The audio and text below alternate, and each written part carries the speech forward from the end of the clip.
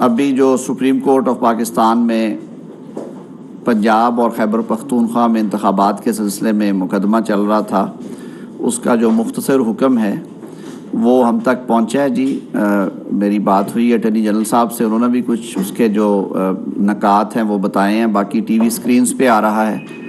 کہ عدالت نے 3 رکنی بینچ نہیں، بہت ساری سیاسی جماعتوں، بار کاؤنسلز اور سول سوسائٹی کے مطالبے کے باوجود، جس مطالبے کو ایون اپوزیشن نے بھی رد نہیں کیا،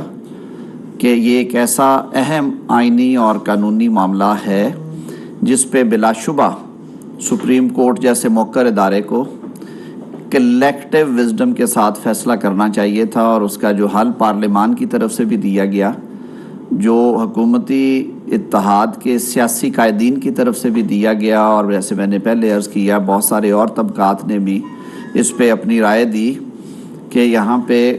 ان 2 معزز جج صاحبان جنہوں نے اپنے آپ کو کیس سے الگ کر لیا تھا، ان کے علاوہ جو فل کورٹ ہے وہ بیٹھتی اور اس پہ فیصلہ دیتی۔ تو جو 3 رکنی بینچ کا فیصلہ ہے اس پہ میں تو دکھ اور افسوس کا اظہار ہی کر سکتا ہوں۔ اس کی وجہ سے میں سمجھتا ہوں کہ جو ملک میں جاری ایک سیاسی اور آئینی بحران نظر آ رہا ہے وہ اور زیادہ سنگین ہوگا، وہ اور زیادہ گہرا ہوگا۔ آپ نے دیکھا کہ آج ساتھ ہی ایک 6 رکنی بینچ بنا دیا گیا، جس کی سربراہی جسٹس اعجاز الاحسن صاحب کریں گے، اور اس میں 5 اور جج صاحبان، جن میں جسٹس منیب اختر، جسٹس مظاہر علی اکبر نقوی، جسٹس عائشہ ملک صاحبہ، جسٹس اظہر رضوی صاحب شاید شامل ہیں، اور ایک اور نام بھی ہوں گے، ان پہ مشتمل یہ بینچ ہے، جو اس بات کا ثبوت ہے کہ اٹارنی جنرل نے جو کل آرگیومنٹس دیے تھے، اور ہمارا جو پارلیمان میں بھی موقف تھا، کہ جسٹس قاضی فائز عیسیٰ صاحب کے بینچ نے جو 3 رکنی بینچ نے فیصلہ دیا، اور انہوں نے روکا تھا کہ جب تک فل کورٹ میٹنگ ہوتی نہیں اور جب تک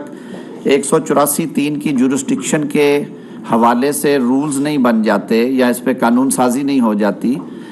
جو 184(3) کے مقدمات یعنی کہ از خود نوٹس کے مقدمات یا سپریم کورٹ کی اوریجنل جورسڈکشن کے مقدمات ہیں، ان پر سماعت نہ کی جائے۔ تو 3 رکنی بینچ کے فیصلے کو ہی رد کر دیا، اور پھر حیران کن بات یہ ہے کہ ساتھ ہی ضرورت محسوس کی کہ 6 رکنی بینچ کی ضرورت ہے۔ یہ سرکولر سے یا ایگزیکٹو آرڈر سے مسئلہ حل ہوتا نظر نہیں آیا۔ تو یہ پھر اس بات کی دلیل ہے جو کہ بہت سارے وکلاء نے بھی کہا، پارلیمنٹیرینز نے کہا، کل عدالت میں اٹارنی جنرل صاحب نے اس پہ بحث بھی کی، الیکشن کمیشن کے وکیل نے بھی اس پہ بحث کی، کہ جوڈیشل پروپرائٹی یہ ڈیمانڈ کرتی ہے، اور قانون کا یہ تقاضا ہے، آئین کا یہ تقاضا ہے کہ آپ پہلے اس مقدمے کے حوالے سے فیصلہ کریں اور اس مقدمے پہ کارروائی اس کے بعد کریں، تاکہ جو عدالت عظمیٰ کے فیصلے ہیں ان کی صحیح طور پہ، ان کی روح کے مطابق ان پہ عمل ہو سکے۔ تو ایک پوائنٹ تو یہ تھا۔ دوسرا، آپ سب کو معلوم ہوگا کہ جب 1 مارچ کو فیصلہ آیا تو اس روز بھی ہمارا یہ موقف تھا کہ جو از خود نوٹس کیس 1/2023 تھا، وہ 3 کے اگینسٹ 4 ججز کی اکثریت سے وہ خارج ہوا، اور 4 معزز جج صاحبان نے کہا کہ ہم ان پٹیشنز کو 184(3) کے جو دائرہ کار سے باہر سمجھتے ہیں، یعنی کہ جو پیرامیٹرز ہیں 184(3) کی جو ریکوائرمنٹس ہیں وہ پوری نہیں ہوتی، اور وہ پٹیشنز مینٹینیبل نہیں تھیں، یعنی کہ وہ کوئی آرڈر نہیں تھا جس آرڈر کو بنیاد بنا کر یہ موجودہ پروسیڈنگز جو ہیں وہ انیشیٹ کی گئیں۔ اس انتہائی اہم آئینی معاملے کو حل کرنے کے لیے، اور بالخصوص جب 4 جج صاحبان نے اپنے فیصلوں میں بھی لکھ دیا، اور جب تفصیلی فیصلہ جات آئے تو وہ تو بالکل روز روشن کی طرح عیاں ہو گیا کہ 4 معزز جج صاحبان نے وہ پٹیشنز خارج کی ہیں۔ ان 4 معزز جج صاحبان کے فیصلے جوڈیشل فائل پہ موجود ہیں۔ 3 معزز جج صاحبان جو ہیں انہوں نے کہا کہ نہیں، یہ پٹیشنز مینٹینیبل ہیں، اور الیکشن کمیشن کو ہدایت کی کہ وہ صدر اور گورنر کے پی سے الیکشن کی تاریخیں لیں اور اس کے مطابق الیکشنز کروائیں۔ جو 2 جج صاحبان ریکیوز کر گئے تھے ان کے بارے میں یہ کہا گیا کہ وہ کہاں پہ ریکیوز کیا۔ اس کا سب سے بڑا ثبوت یہ ہے کہ اس 9 رکنی بینچ کی فائل میں ان 2 جج صاحبان کا کوئی حکم نہیں ہے، نہ عبوری حکم ہے نہ فائنل حکم ہے۔ تو ایسی صورتحال میں یہ قرین انصاف اور آئین اور قانون کی منشا کے عین مطابق تھا کہ 4 کے فیصلے کو مانتے ہوئے یا اس ابہام کو ہی دور مان لیا یہ ابہام ہے، تو اس ابہام کو دور کرنے کے لیے فل کورٹ بیٹھتی، وہ بھی نہیں بیٹھی۔ اٹارنی جنرل صاحب نے کل ایک اور راستہ سجیسٹ کیا، انہوں نے کہا کہ جی اس معاملے کو حل کیجئے، کیونکہ اس کا جو ملکی حالات جس سے ملک گزر رہا ہے اور جو ہمارے سیکیورٹی کے اور معاشی حالات ہیں ان میں اگر سیاسی اور آئینی بحران بھی شامل کر دیا جائے تو یہ ملک کی خدمت نہیں ہوگی، یہ اور مسائل بڑھائے گا۔ تو ایسے میں اٹارنی جنرل صاحب نے کل آفر دی تھی، انہوں نے ایک مشورہ بلکہ دیا کورٹ کو پرنسپل لا آفیسر ہونے کے حوالے سے کہ آپ جو باقی 6 جج صاحبان ہیں جو ان پروسیڈنگز کا حصہ نہیں رہے ان پہ مشتمل ایک بینچ بنا دیں، لیکن وہ 6 یا 7 جج صاحبان تھے وہ استدعا بھی جو ہے وہ بھی رد کر دی گئی۔ تو ایسے میں سمجھتا ہوں کہ جو اندیشہ ہے پاکستانی قوم کا کہ ہمارے ملک کی جو اعلیٰ ترین عدالت ہے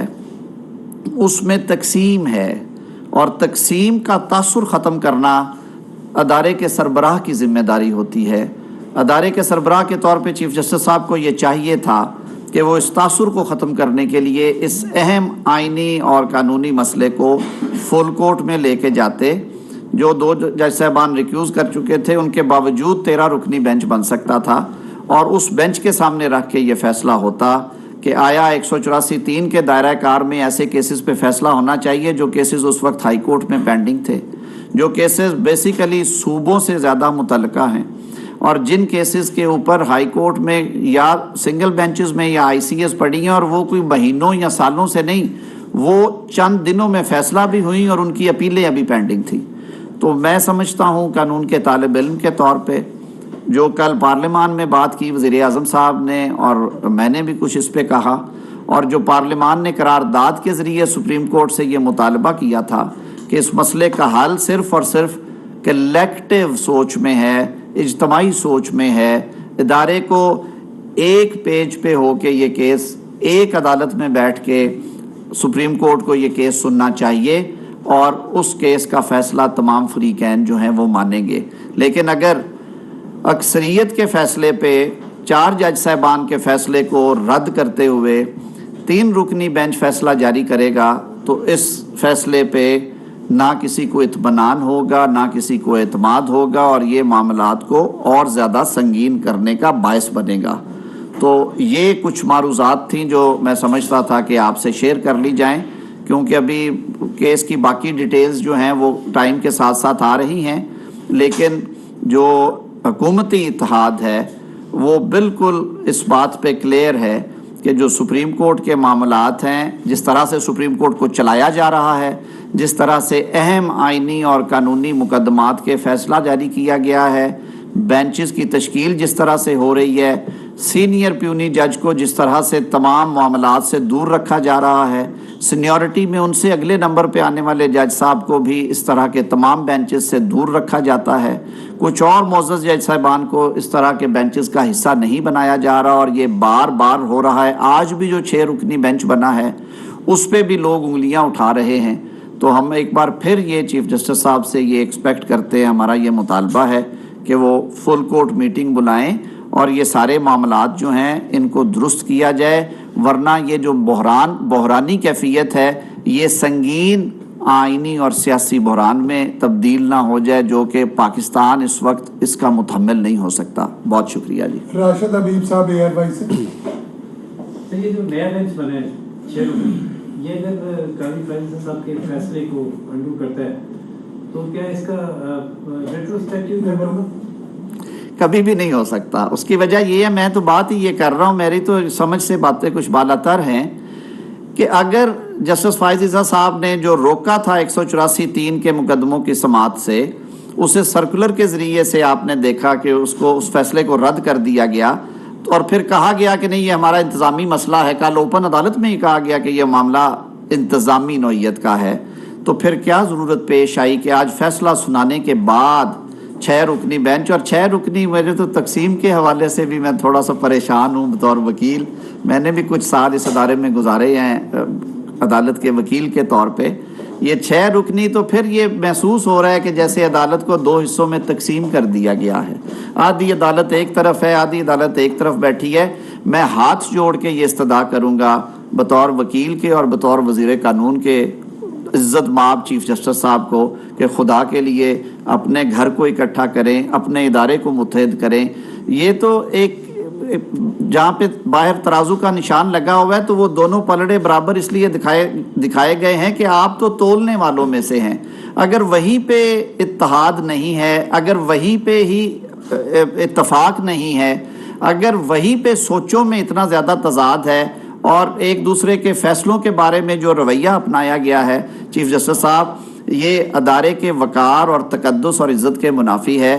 سپریم کورٹ آف پاکستان کی جو ڈگنیٹی ہے، اس کی جو ریٹ ہے، وہ یہ ڈیمانڈ کرتی ہے کہ یہ معاملات سارے کے سارے جو معاملات ہیں ان کے لیے وہ جو ہم نے پہلے عرض کیا، جو پارلیمان میں بھی کہا گیا کہ آپ 13 رکنی بینچ بٹھائیں، وہ بینچ بیٹھے اور ان سارے معاملات کا جائزہ لے. طارق صاحب، آپ ٹھنڈی طبیعت کے وکیل بھی ہیں اور لا منسٹر بھی ہیں، تو کیا کوئی آپ ثالثی کا کردار ادا کر سکتے ہیں جوڈیشری اور حکومت کے درمیان؟ کیونکہ کچھ آپ کے ایسے وزراء ہیں ایسے اس قسم کے بیانات دیتے ہیں جو کہ حالات بہتر ہونے کی بجائے غلط رنگ اختیار کر دیتے ہیں. بہت شکریہ رانا صاحب. میں تو ایک بڑا عاجز سا بندہ ہوں اور میرا دل دھڑکتا ہے اس ملک کے لیے، اس ملک کے جو ادارے ہیں ان کے لیے. پارلیمان بھی ایک بہت موقر ادارہ ہے اور عدالت عظمیٰ بلا شبہ ملک کی اعلیٰ ترین عدالت ہے. یہ ٹکراؤ کی صورتحال نہیں ہونی چاہیے اور میرے تو خیال میں یہ اداروں کے سربراہان کے لیے سب سے بڑا سوالیہ نشان ہوتا ہے. میں نے چیف جسٹس آف پاکستان سے بارہا یہ درخواست کی اور میں آج یہ آن ریکارڈ کہہ رہا ہوں، ہمارا ان سے میٹنگز میں بھی ملنا جلنا ہوتا ہے، ویسے بھی سوشلی ہمارے ملنے پہ پابندی نہیں ہے. میں نے ان سے ہاتھ جوڑ کے استدعا کی تھی، بارہا یہ کی کہ سر عدالت کو اکٹھا رکھیں. 5 ججز یا 7 ججز کی عدالت نہیں ہے، یہ 15 موقر جج صاحبان کی عدالت ہے. آپ نمبر 1 پہ ہیں امانگسٹ دا ایکولز. آپ اپنا اختیار بڑے بھائی کے طور پہ، ایک باپ کے طور پہ استعمال کریں اور سب کو اس طرح اکٹھا بٹھائیں. آپ کے فیصلوں کی طاقت کو کوئی چیلنج نہیں کر سکے گا. آپ کے فیصلوں پہ عمل درآمد میں کوئی آنکھ بھی اٹھا کے نہیں دیکھے گا. باہر کیف یہ فیصلہ انہوں نے کرنا ہے. میں ابھی بھی دعا گو ہوں کہ ابھی بھی بہت نقصان نہیں ہوا. ادارے کی توقیر کے لیے، ادارے کی تقدس کے لیے، ادارے کے وقار کے لیے انا کا مسئلہ نہیں اسے بننا چاہیے. بلکہ آج بھی میں پھر ایک دفعہ یہ گزارش کروں گا کہ جو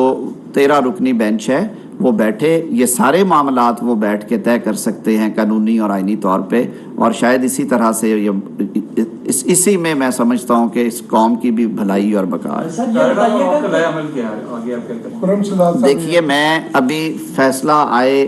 20-25 منٹ ہوئے ہیں. میں ان لوگوں میں سے نہیں ہوں جو اپنی رائے دوسروں پہ مسلط کرتے ہیں. ہم اسی کا تو رونا رو رہے ہیں. آج کابینہ کا اجلاس ہے.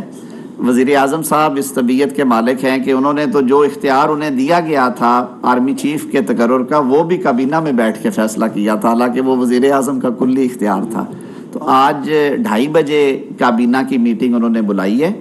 تو کابینہ کی میٹنگ میں انشاءاللہ العزیز اس پہ گفتگو اور اس کے بعد ہوں گے جی الیکشن یا نہیں ہوں گے؟ دیکھیے، میں تو آج بھی یہ کہتا ہوں کہ الیکشن کمیشن ایک آزاد خود مختار آئینی ادارہ ہے. عدالت نے بھی یہی، میرے خیال میں جو میں نے پڑھا ہے، عدالت نے کہا ہے کہ آپ دیکھیں کہ اتنی تاریخ اور اتنی تاریخ کے درمیان الیکشن کی تاریخ 1 مئی سے لے کے 14 مئی تک الیکشن کی تاریخ طے کریں. انہوں نے محکموں سے بھی یہ کہا ہے کہ وہ الیکشن کمیشن کو اپنی جو سہولیات ہیں، جو سپورٹ ہے، وہ فراہم کرے. بہرکیف یہ ساری باتیں آج کابینہ میں بھی ڈسکس کریں گے جی، اور پارلیمان کے فلور پہ بھی. بہت شکریہ، تھینک یو ویری مچ. بہت شکریہ جی. باقی قانون اعظم نذیر